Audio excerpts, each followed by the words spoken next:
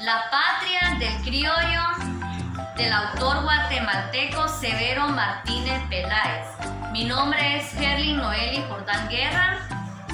Me identifico con el número de orientación vocacional 2022-50-841. El capítulo primero, los criollos, empieza relatando el terremoto del 18 de febrero de 1651. Cuentan cómo la gente reaccionó ante tal desastre. Con prisa iban a confesarse con lo que había quedado de las iglesias por tal terremoto. Cuenta que entre la multitud había un niño que se llamaba Francisco Antonio de Fuentes y Guzmán. Este relato cuenta la infancia de esa persona. Durante el terremoto no estaba solo. En un ambiente agradable vivía y seguro, acompañado de sus padres y también de sus abuelos. Ellos velaban por su bienestar.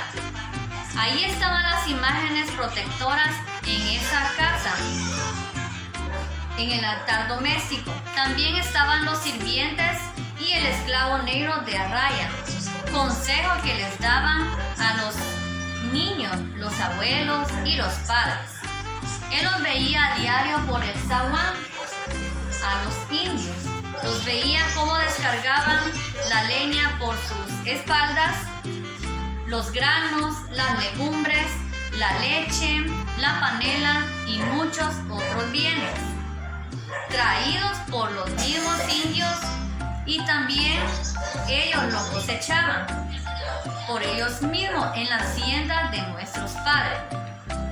Él, siendo un niño inocente, no comprendía el desprecio hacia los indios. Los mayores recomendaban eso, de no socializar con las personas indias. Esas personas andaban descalzas, andaban sucias y olían a sudor.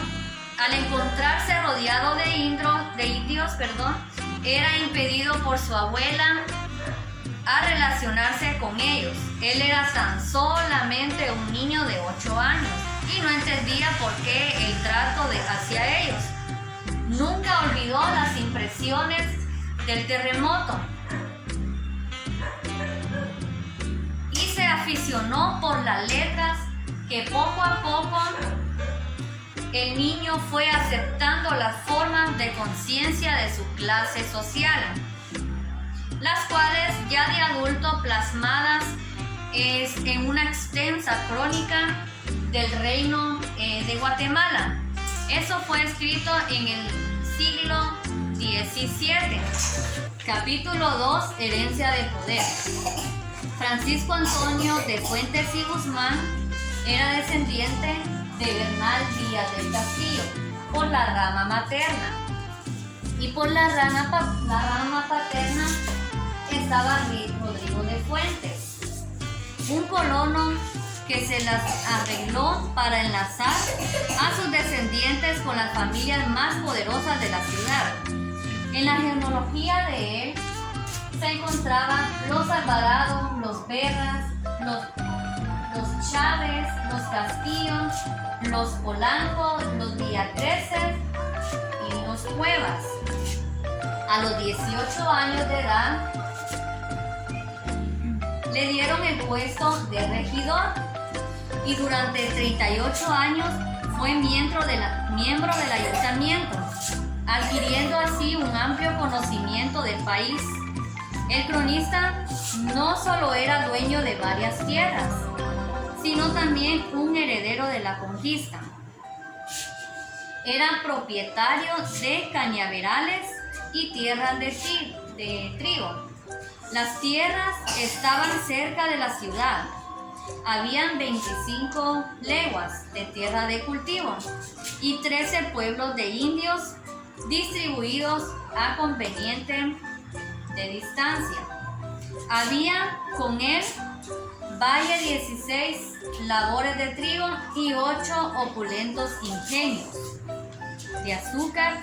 5 de aquellos ingenios pertenecían a órdenes religiosas y los 13 restantes, uno le pertenecía a él. La herencia de sangre y la herencia de poder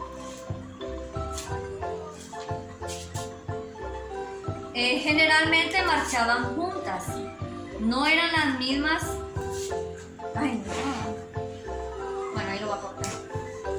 La herencia de sangre y la herencia de poder, aunque generalmente marchaban juntas, no eran las mismas cosas. Había una familia en aquel tiempo que de igual manera tenían sus tierras y se conservaban sin mestizaje, que de igual manera también disponían del trabajo de los indios y controlaban puestos de autoridad. La diferencia con Fuentes y Guzmán es que la familia había recibido una herencia de sus antepasados. Es de mayor importancia establecer cuál de esas dos herencias le daba cohesión a la clase social. Capítulo 3, el prejuicio de la superioridad. Capítulo 3, el prejuicio de la superioridad hispana.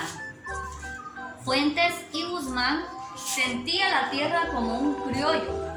En varias ocasiones menciona el cronista esa palabra y se daba a entender que le decían a los hijos españoles nacidos en América sin mestizarse. Pero esta palabra se empezó a usar con diferentes connotaciones. Estaban los criollos nuevos, que eran los recién llegados, y estaban también los criollos viejos, de abolengo indiano, que eran los descendientes de los conquistadores. Ellos no querían ponerse en un plano de igualdad con los hijos aventureros recién llegados. Y a los recién llegados, por su inmediata procedencia de España, utilizaban este término como una valiosa superioridad, al igual que los criollos preferían llamarse españoles, haciendo a un lado el lugar de nacimiento y subrayado el lugar de su origen. Veía que los españoles eran superiores a los indios. Creía que por motivos racionales, que los españoles eran superiores. Pero eso no era cierto, ya que las diferencias de desarrollo era el resultado del proceso histórico y no de causas biológicas. Capítulo 4, superioridad de los conquistadores. En este capítulo se explican las causas históricas de la superioridad de los españoles. A principios del siglo XVI, España era uno de los países más desarrollados del mundo, ya que además de estar en una muy buena situación económica, a través de los años habían obtenido aportes culturales de parte de la civilización del Mediterráneo y cercano Oriente. Prueba de ello son sus famosos caballos, las técnicas de trabajo de acero y también la pólvora. Esos eran los tres factores tecnológicos en esos tiempos. Eran decisivos de la superioridad bélica de los conquistadores. A pesar de que la sociedad española era una sociedad de clases, los conquistadores estaban familiarizados también sobre el procedimiento de producción agrícola y también ganadería. con conocimientos generales relacionados con la elaboración de los metales y eran propios desarrollados económico general de España en aquel momento. Esto determinaba naturalmente que el conquistador tenía un desarrollo intelectual superior a la de un sacerdote o sabio indígena americano, porque es obvio que la tecnología desarrollada otorga superioridad material. También tenía una superioridad cultural. También disponía de más recursos materiales, intelectuales, que significan mayor dominio en la realidad. Capítulo 5. La conquista como fenómeno económico. En ese capítulo trata sobre la conquista como fenómeno económico. Se suele ver como un evento bélico, que esto se da ya que tenemos aquel suceso en una visión tan estrecha y tan falsa. Se debe de entender que los indios no fueron conquistados por ser derrotados y que esto solo fue un primer paso. Y aquello no fue consumación. Es evidente que después de las matanzas y combates, los indios hubieran tomado sus cosas y regresaran a trabajar. No hubiera conquista. Es curioso que el hecho apuntado sea tan olvidado, y más curioso resulta omisión cuando se comprueba que los documentos de aquel periodo, así los conquistadores como los que eran conquistados, dan clara la noticia de que los indios no estuvieron sujetos y dominados mientras no se les despojó de sus fuentes de riqueza y apropiación de sus tierras y les sometió a la esclavitud. Es decir, que la lucha armada fue solamente un medio,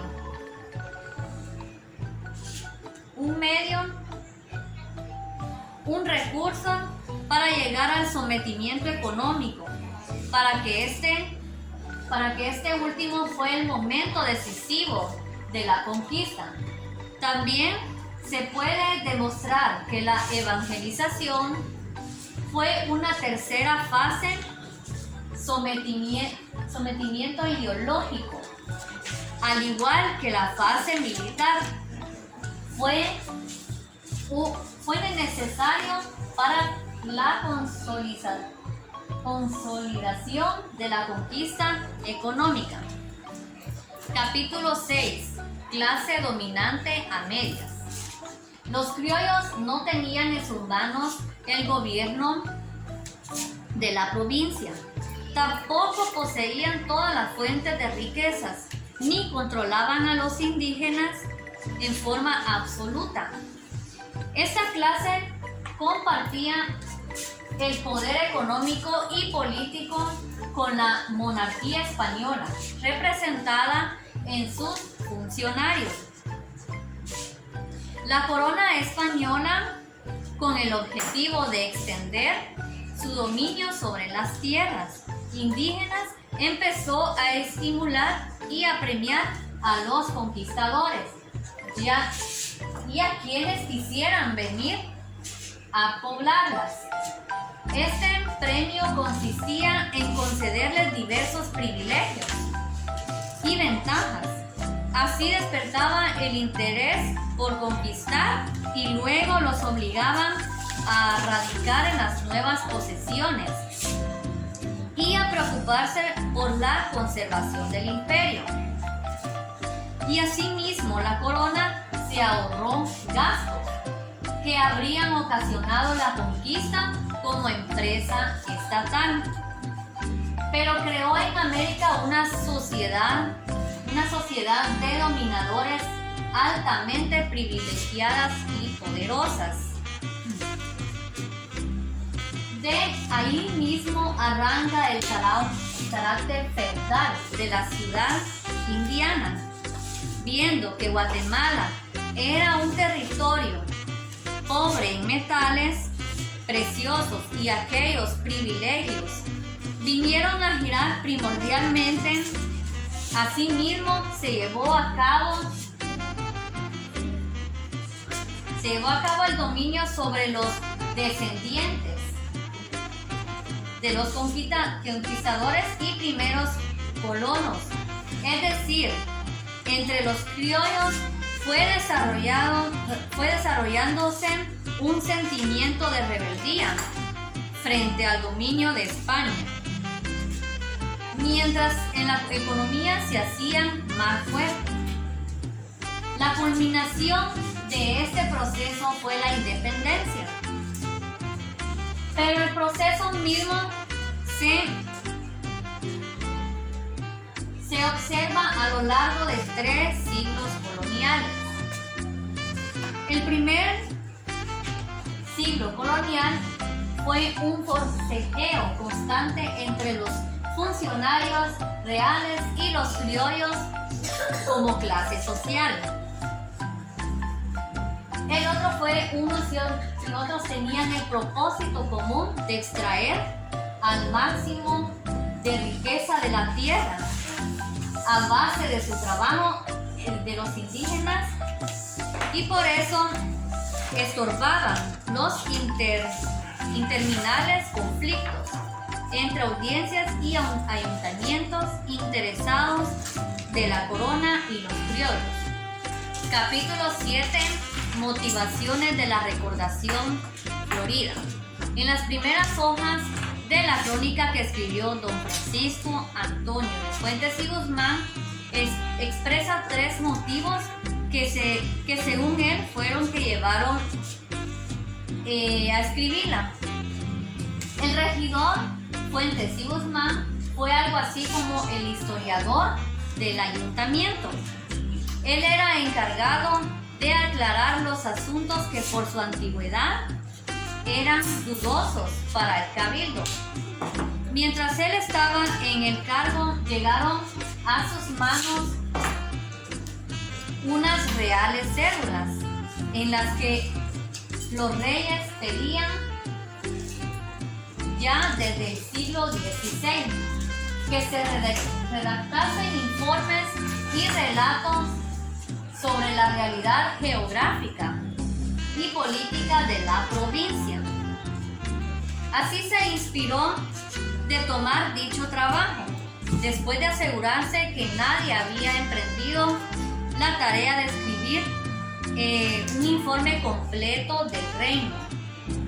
El otro motivo fue la edición española de la historia verdadera de Bernal Díaz del Castillo. En el año de 1675, el cronista y los descendientes del conquistador les interesaron como era natural. Fuentes y Guzmán desde su juventud había leído dicho manuscrito. Al leerla se da cuenta lo que en él contenía algunas alteraciones de texto, así que para él le fueron graves. Entonces se propone a enderezar aquellas alteraciones del original de su ínclito y generoso progenitor, dice él en su crónica que escribió, y presenta ese cometido como una de las motivaciones de su propia obra, La Recordación Florida. Fue la crónica que él escribió. Es un fruto de un sentimiento hondo que el cronista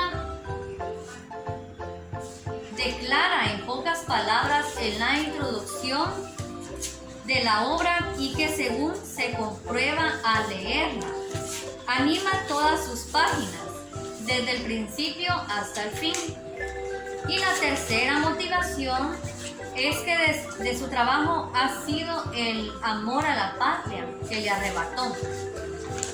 Capítulo 8. Defensa del patrimonio y nacimiento de la patria. La Recordación Florida es el primer documento en que se manifiesta de manera clara la idea y la emoción de una patria guatemalteca. La crónica es una exaltación, un canto y una defensa del reino de Guatemala, no del reino como una parte del reino español, sino como algo que vale por sí mismo. La idea de patria que nacía en Guatemala durante el siglo XVII, de la cual se habla en la Recordación Florida. Es la patria del criollo. Es un producto ideológico de la lucha que sostenían los criollos con la madre patria, con España. Los criollos defendían su patrimonio de herederos de la conquista, el cual fue la base material de la que surgió entre ellos la idea de la patria. Los indios tuvieron su patria antes de ser conquistados, de los cuales habla en el Popol Vuh y en los anales de los caciques, en donde cuenta acerca de unos territorios poseídos.